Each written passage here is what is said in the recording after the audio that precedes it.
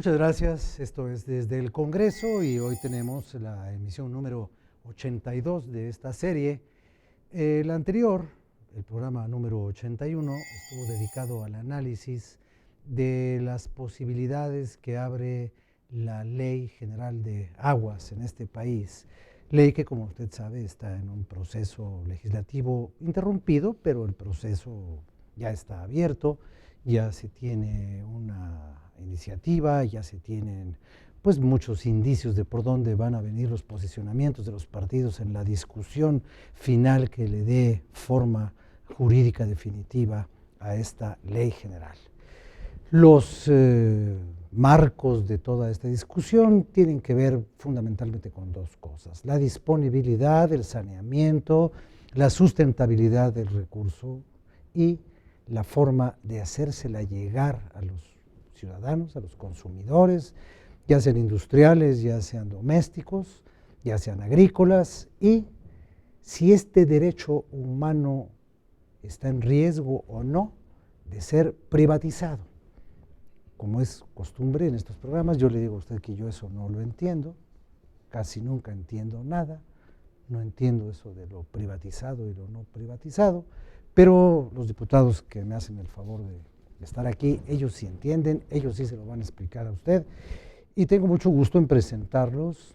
De mi derecha hacia acá, el señor diputado Javier Gutiérrez Reyes del Partido del Trabajo, muchas gracias. El señor diputado Sergio Augusto Chan Lugo del Partido Acción Nacional, Enrique Cárdenas del Avellano del Partido Revolucionario Institucional, Aleida Alavés Ruiz del Partido de la Revolución Democrática y Daner González Rodríguez del Movimiento Ciudadano. Algunos de ellos ya habían participado en el programa anterior. No es el caso de la diputada, quien en este segundo tramo de este análisis o de este debate, de esta discusión, es la que viene hoy por primera ocasión. Y solamente por ese pequeño detalle, yo quiero que sea ella quien comience diciéndonos qué es lo que ella aprecia de esta futura Ley General de Aguas. ¿Cómo ve usted ese asunto?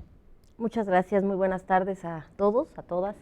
Y bueno, pues es una ley muy importante que creo en buena hora que se detuvo el proceso legislativo, en donde ya publicada el dictamen, pues era solamente discutirlo en pleno, cuando había muchas, o hay más bien muchas observaciones con respecto a su contenido. En primer lugar, el que tengamos muy claro que tenemos que hacer valer el derecho humano al agua. Y es precisamente cuando entramos a esa diferenciación entre lo que es un derecho y lo que puede ser manejado como una mercancía. Nosotros estamos en la preocupación de que, de acuerdo a la redacción de esta ley, el agua no forzosamente en la ley se establece como derecho, ni las responsabilidades del Estado, que son los derechos que tiene que hacer valer cada una de las instituciones, están explícitas de cómo esto se estaría concretando. Por eso ponemos la voz en alto junto con varios académicos, organizaciones, en que hay que, en lugar de solamente hacer enunciativo el derecho humano en la ley, es explicar y especificar el cómo el Estado se hará cargo de hacerlo valer. Y esto tiene que ver con el acceso al agua. Se dice en la ley que son 50 litros los que tendrá que disponer cada persona de agua al día, pero no se dice cómo. Y ahí es donde nosotros queremos dejar muy claro que la responsabilidad del Estado es satisfacer a los ciudadanos, a quienes conformamos este país, de 50 a 100 litros, como lo mandata la ONU y la OMS, la Organización Mundial de la Salud. Esto, además de, especificar que las responsabilidades del organismo de sector que es Conagua, que depende de la Secretaría de Medio Ambiente, tenga facultades muy específicas, muy transparentes, de cómo va a otorgar las concesiones a otras empresas para que hagan valer este derecho, más que para el negocio, porque según la ley, lo que se prevé son las grandes concesiones para una modalidad de trasvases que lo que nosotros hemos podido ver de la experiencia aquí mismo en el DF hay ese trasvase que implica traer agua del Cutzamala a la ciudad, como algo excepcional. Nosotros no creemos en que el trasvase sea la forma como se le puede dar cabida a una problemática de estrés hídrica en las diferentes cuencas del país. Quizás tenga que ver con, y ahí sí es una discusión de fondo, de cómo vamos a habilitar el que cada cuenca tenga su propia viabilidad, sustentabilidad y que se nutra a sí misma. Eso es lo que nosotros decimos es lo más propicio, en lugar de establecer los trasvases que por asunto excepcional puedan estar incluidos en la ley, pero excepcional, no como la lógica de la política pública, de lo que implica el garantizar el agua, que no solamente es a consumo humano, ahí es donde nosotros tenemos esa preocupación.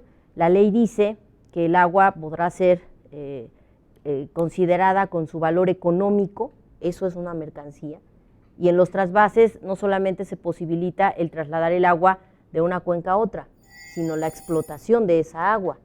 Esa es lo que establece la redacción de la ley. Entonces nosotros vemos ahí riesgos de que es como puede darse esa privatización que no dice como tal, en ninguna parte de la ley vamos a encontrar la palabra privatización, pero sí estas modalidades que dan cabida a que el agua, más que un derecho, sea visto como una mercancía con estos grandes complejos de infraestructura que son los trasvases para hacer un manejo del líquido. Ahora, diputado Dener González, en la ocasión anterior habíamos hablado sobre esta relativa asignación de una cantidad de agua por parte de las Naciones Unidas y habíamos preguntado, bueno, yo había preguntado, si la lógica de la ONU de los 100 litros por persona funciona igual para un habitante del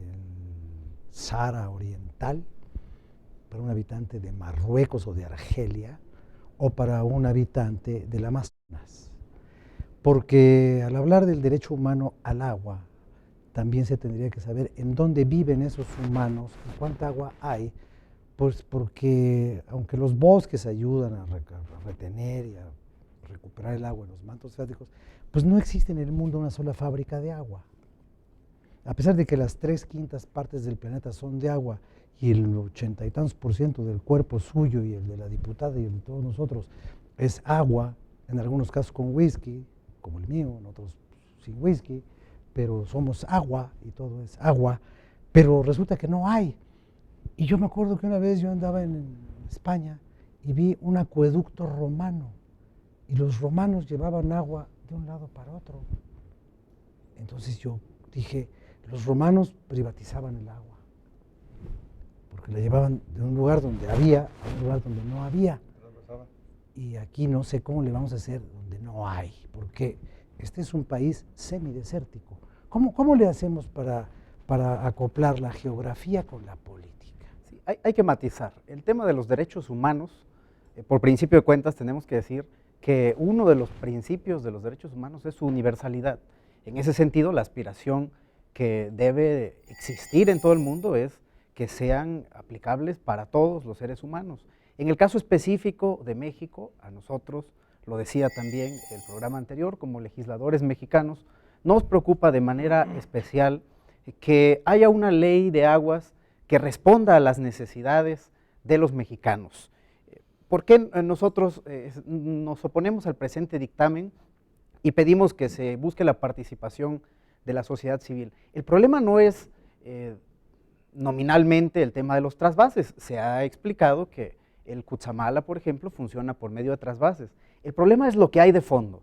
Y lo que hay de fondo es que se dice en el dictamen que pueden expropiarse por causa de utilidad, puede declararse de utilidad pública el tema de los trasvases. Entonces, de esa manera se está abriendo la posibilidad de una expropiación de tierras que podría venir a significar un problema mayúsculo, sobre todo para los campesinos.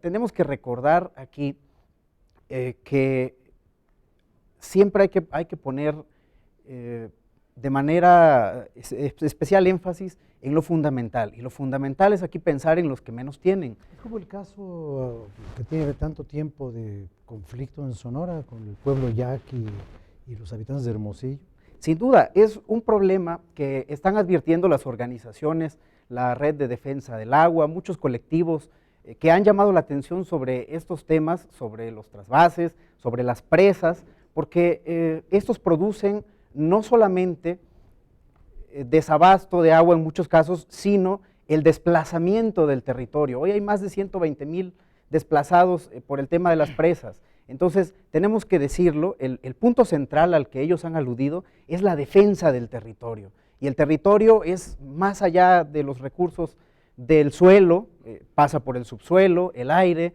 Tenemos que pensar en una ley que responda de manera responsable a todas estas necesidades. No quisiera pensar de manera catastrofista, pero hay que recordar la historia y hay que recordar, por ejemplo, que en 1999 en Bolivia se hizo el intento de privatizar el servicio de agua de Cochabamba y esto desembocó en lo que se conoce como la Guerra del Agua de Bolivia.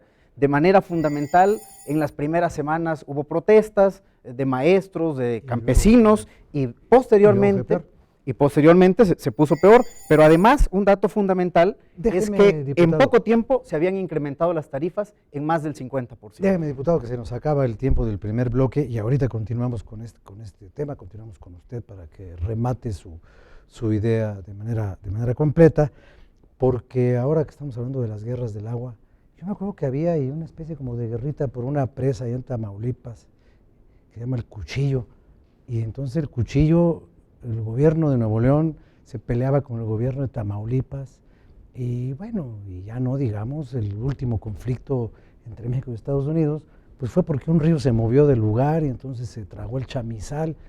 No sé para qué lo queríamos, pero lo recuperamos. Vamos a una pausa y ahorita regresamos.